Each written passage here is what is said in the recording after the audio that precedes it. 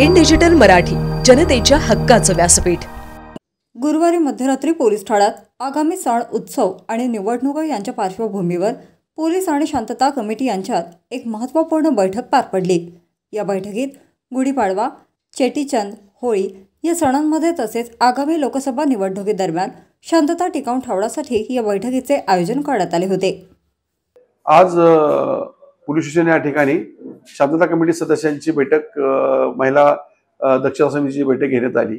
आगामी जे सण येतात, पाडवा आहे, गुढीपाडवा, चेटीचंद सण, होळी, तसे आगामी लोकसभा निवडणुकीच्या संदर्भात एक शांतता कमिटीची बैठक की समाजामध्ये त्यांचा शांतता कमिटीच्या सदस्यांचा शांतता राखण्यासाठी जो रोल आहे तर ते त्याच्यासाठी आम्ही बैठक घेतली झाली होती।